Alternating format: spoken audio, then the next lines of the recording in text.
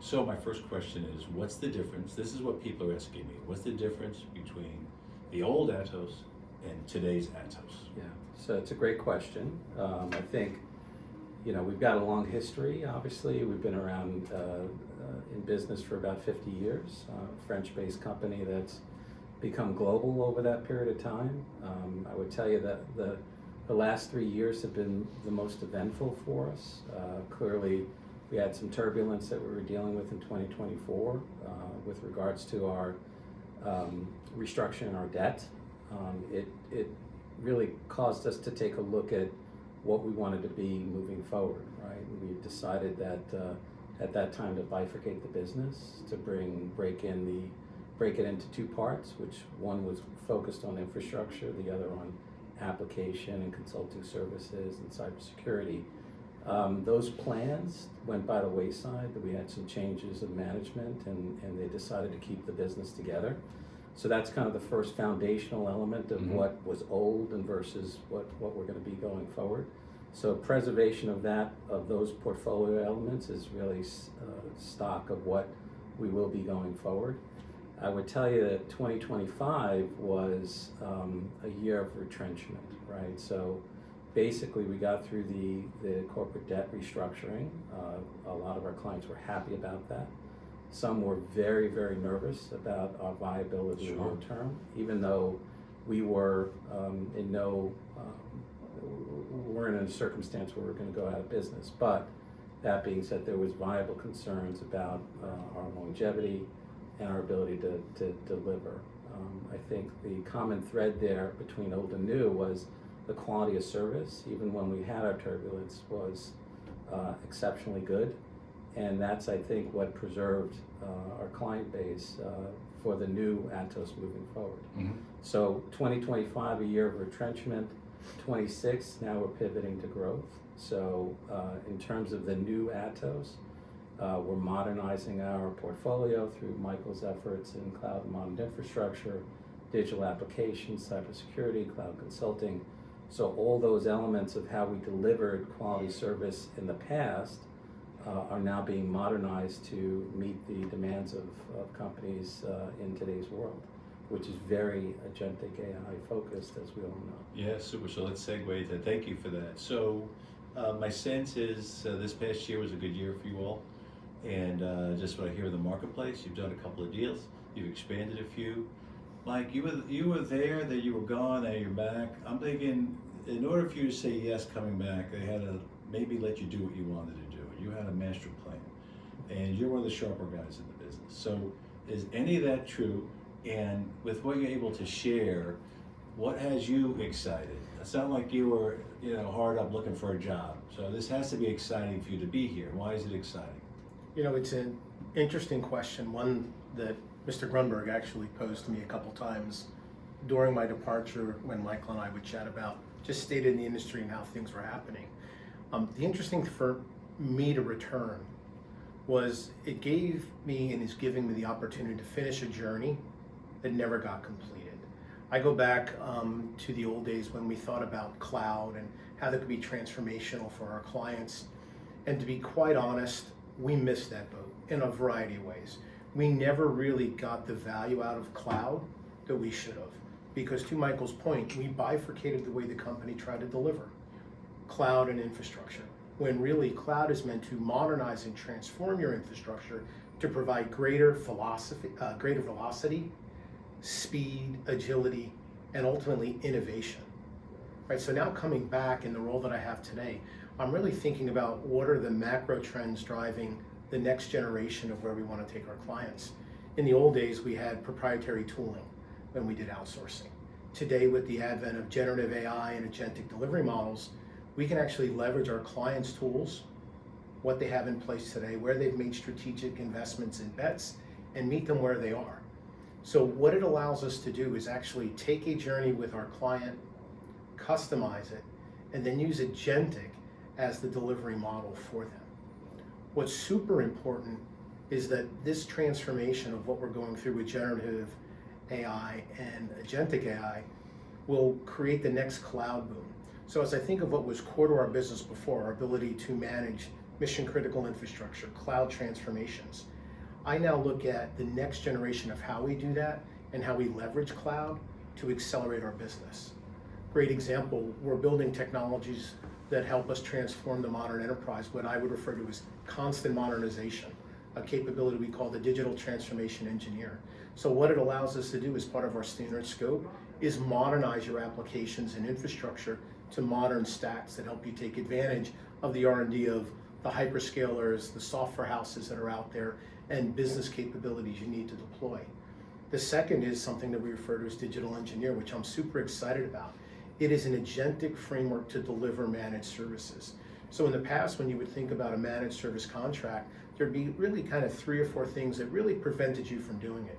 One was tooling and the risk that went from transitioning from your in-house environments to an outsourcer. Well, now with this approach, we're able to generate how they integrate with each other. We're able to use orchestration agents to understand how these platforms all work together. The second is the risk. And because we're able to use the digital transformation engineer and the concept I talked about, constant modernization, it allows me to modernize the stack, put you on agentic delivery so that your legacy debt is reduced while we're able to leverage new autonomous technology to deliver it. And I think the other part that is super exciting is now we embed security as part of the core from the very beginning. So all of the things that go into securing your environment and making it safe are part of that journey. And I think when I look at the journey that I've come back to help our clients complete, there's 4 outcomes that we try to drive. Revenue generation, cost, product and business innovation, and transformation of what I would call moving where our firms are today or our clients to becoming an agentic enterprise, leveraging AI for greater business outcome. Super. So, I want to come back to the digital engineer, if you will, the agentic, if you will. But how do you see from a business standpoint, Mike Grunberg, is everybody has an incumbent? Yeah. Some people are looking at the usual suspects. I'm thinking, within my network, my ecosystem, if you will, there's very few people that are not familiar with Atos, but they may not be considering you. So for those that are talking to you now and that maybe last year already signed, what is it that they know and what were they looking for? Well, let me rephrase my question. Were they looking for kind of the cutting edge transformational stuff that Mike Kollar was just referring to? Is that one portion, maybe a half or a third? Sure. Or was there another slice of the pie chart where people are just looking for better, faster, cheaper, and you guys come in kind of new and expanded team, revved up and hungry? What does that dynamic look like from a business standpoint? A couple of things. So first, Michael's description of the transformational journey is consistent.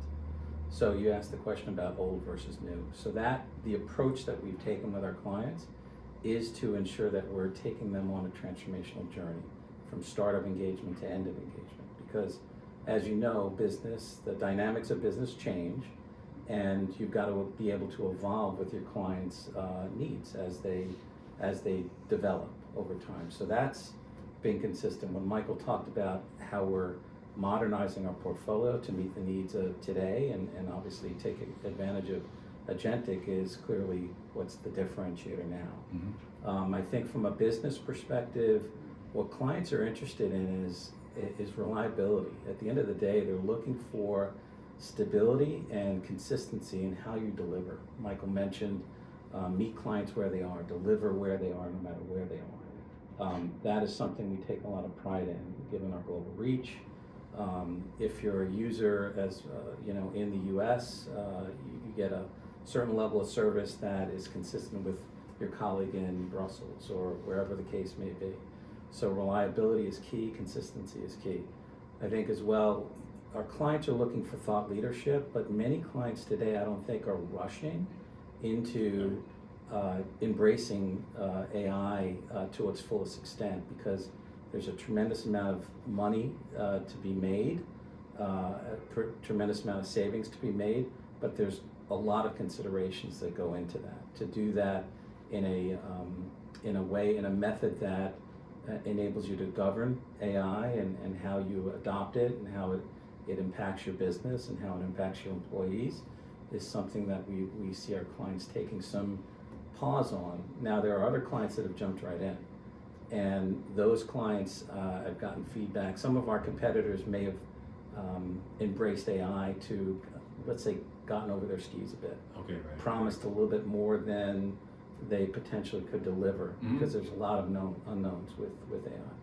So we took a different approach. We obviously took a step back, gave some thought to how we would address these new technologies and how we would adopt them to deliver value to our clients. And I think the vast majority of clients that I'm speaking to like that approach, because they do want the savings, they do want the efficiency, they want the modern experience, but they also don't want to break things and obviously impact their business in a detrimental way, inadvertently. What I think our competition is doing, and this is to your question of why Atos, is they are promising things that they're not sure how they're going to deliver, and they're dangling some material savings out there.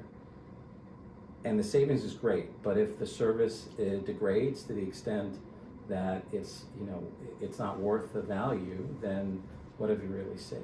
Our approach is far more, I wouldn't call it conservative, but far more thoughtful in terms of driving those savings over time, driving that modern experience over time as part of a journey, which is our approach to how we engage with our clients.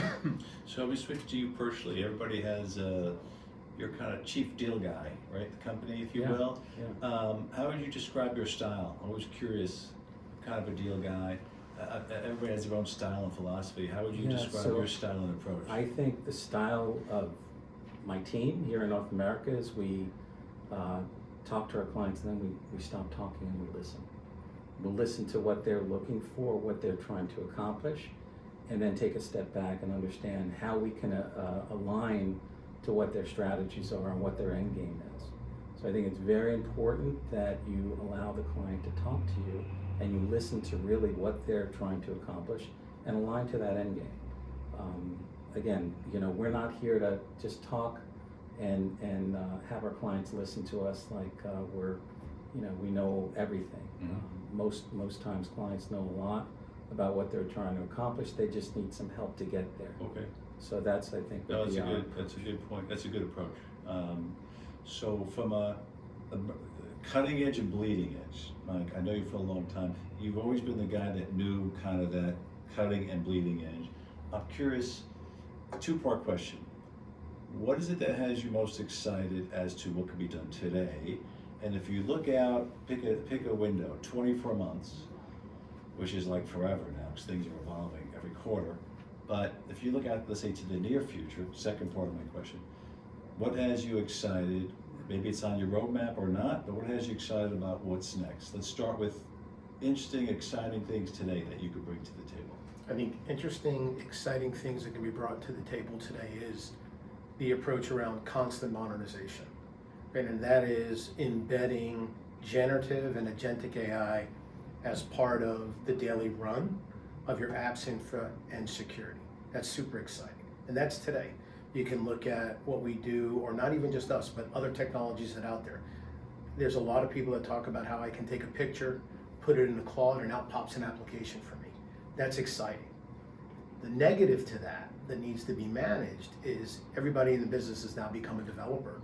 Right? So the challenge that will come with this proliferation of constant modernization, or the ability for apps to be developed in a snap, is making sure that they're enterprise grade, fully integrated, backed up, monitored, and there's a set of controls around it that deliver the value to the enterprise. And that's what we're focused on today on the digital transformation engineer. The second part of what we're focused on is how I use agentic delivery to remove the human element from how we deliver managed services. And there's two parts to that. I'm not even going to focus on cost because that's the first thing everybody wants to talk about. The two key things to really think about there are quality of service and consistency of service. Because now I'm able to do things at machine speeds and have the standard outcomes that I expect over and over again without interpretation of what's happening in the environment, because we as individuals can't process all of those data points in the same way that a machine could, and looking at the entire ecosystem versus a snapshot, which is what we typically look at from a troubleshooting perspective. So when I think about what's here today, super exciting. Now go out and there's a set of terms that you think about startups and companies that were born in the cloud. We now have the same type of technology and naming conventions being applied to companies that are AI first. We call them frontier firms. So as I think about Atos and where we go in the next 24 months, it's how do we become what would be called a frontier GSI, where everything we do is built on AI at its heart, infused in our delivery, and how do we use it to differentiate the client experience and outcomes we create. And as I think about, there's a couple of firms out there, I won't get into their specific names because I'm not endorsing any, but when you think about building frontier models and models that encapsulate the 50 plus years that Atos has been around as a firm, that we can then put into an agent and operate your environment, transform your environment, or make recommendations to your strategy based on all the other things we have seen, that's the type of capability I'm excited about in the next 20 to 24 months as the type of frontier models become prevalent and how they get built to solve the proprietary information use cases and leveraging the history of what we've done to deploy that in support of our clients. And that's a great point. So the other aspect of what's in our DNA and why Atos is that we are a systems integrator at heart. So we aggregate value based on where we see the best partnerships that will bring the best value and solutions to our clients. I think that's a big differentiator for us. So we know when we're listening to a client and we understand what their requirements are, we figure out what we can do and where we need partners to fill in the full equation. And I think that's a big value point for our clients, because in the end they've got one throat to choke, but they've got a comprehensive solution that delivers the value, the aggregated value that they're looking for. So I just want to make that. If I could just play off of that. So I've cautioned, I've shared with several dozen, let's say, power buyers on my network. I've cautioned them against seeking, new offerings and kind of sourcing it the old way. Right? So do you agree with that? And if so, how would you recommend if you had a beer with a college buddy who is now a CFO at a global 2,000 company, how would you recommend he or she go out there and maybe with a new mindset, right? Don't go out there with the RFP from 15 years ago and just put a new date on it. Yeah, it's a great question. I think at the end of the day, buyers going to buy the way they're most comfortable.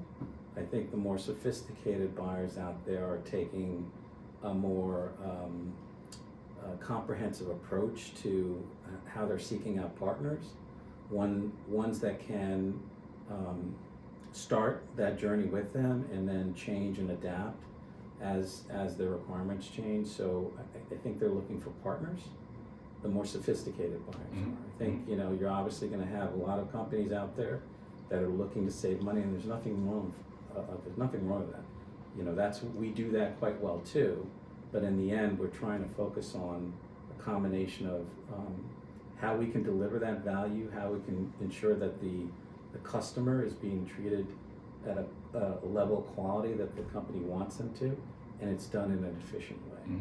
So we're looking for those kind of combinations as we seek out clients that are not looking to take that sprint. They're looking at it more as a marathon, right? And that's generally, if you look at our client base, they've been with us a long time, because in the end we treat those journeys as marathons. And we adapt and we change and we bring in partners and we bring those value points to the client as the requirements change. So I don't know if I answered your question, but in the end it's unfortunately I don't rule the world here, so I can't dictate how clients buy. Well, but those clients that are successful at forming partnerships treat them as they're buying the partnership. They're not buying the best price.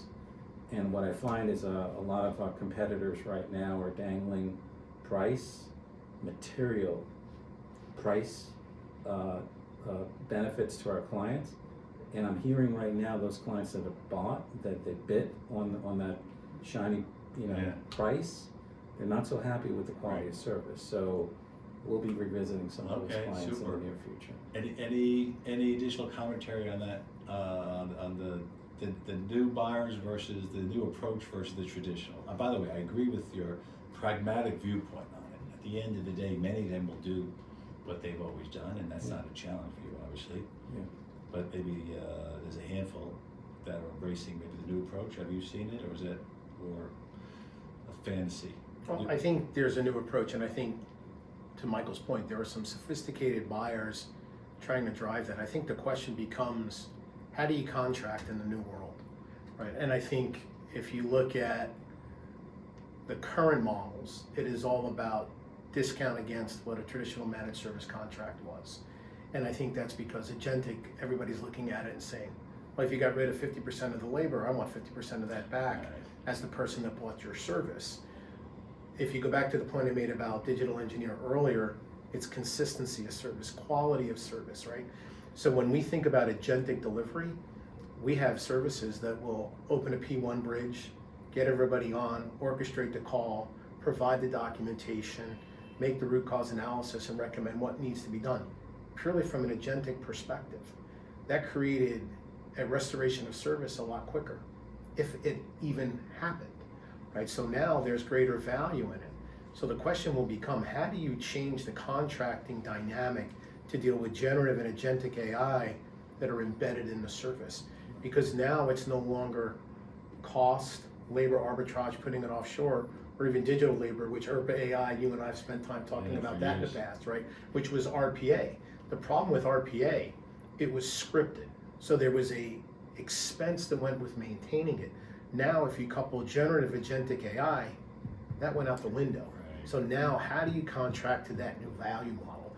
And I think when I talk about a frontier GSI, that's what I think about a frontier GSI is going to focus on, is how do we work with our clients to drive value for them, value for us, and both of us get what we need, their business outcome, and Atos get a fair cost or contract for the services we're delivering at what are reasonable profits given the capability we're giving to the firm, which isn't at that point just technology. It extends to their business velocity, their innovation, and how they show up in the market. I think that, just one other point, I think, so it's incumbent on us to have these conversations with our clients, even when they are traditionally sourcing. Right. We talk to them about various different approaches, right? We'll answer the mail, and if their objective is price, we'll try and compete on price. We're not going to be the cheapest, but what we want to do is talk with them about some of the attributes of the arrangement of the contract, how to make a more dynamic contract so that it's meeting your needs today, but 5 years from now, Right. how are we going to adopt to what your needs are then, right? And having kind of that fluid, dynamic contract would enable us to do that. So these are the types of conversations that we're having with all types of companies that are sourcing in traditional ways, or as I mentioned, more kind of sophisticated manners of how they source and seek out partners. Super. Very exciting, gentlemen. My sense is there's going to be a really good calendar year for you all. I can just see it in your eyes. But good things, very impressive. Good to be in a room with you both again. It's been a little bit of a while, and I hope we get to do this again. Yeah, one last comment on, sorry Mike. Okay. So 2025 for Atos was, as I mentioned, a year of entrenchment, retrenching our base. Here in North America, we contracted over $3 billion with our existing clients and new clients. So we've got a very good foundation. I'd say my colleagues in the other geographies have done similar types of work in 2025, and now our chairman and CEO, Philip Sal, is pivoting to growth. So as you say, you see it in our eyes. I see it. Because 2026 is a year of growth for us, and we're very excited to be on the front step, right, on our front foot, as opposed to kind of being on our back foot in the last couple of Super, years. And congratulations. I'll leave one other point as the technology guy in the room, and I probably can say that. In the past, we sold by PowerPoint and everything else. There's so much hype around the capabilities and technologies we've been talking about, generative AI and Agentic. The caution I give everybody, be from Missouri, Right. make the provider demo what they're talking about. Because it looks great on PowerPoint, but to the point Michael made earlier, Yeah. people are biting on it. And most of the people out there today don't know how to deliver it. And they're trying to figure out, by the time year 3 gets there, how it's gonna be a reality. That means you're gonna be the guinea pig for them. So that means you're signing up for even more risk in that world than you would have done before. So my word of advice, be from Missouri, get demos, make sure the stuff is real. That's the show me state, right? That's got it. You That's have it. that. Great. Good. Thank you. I agree. I appreciate it, guys. Thanks for your time today. You got it. Super.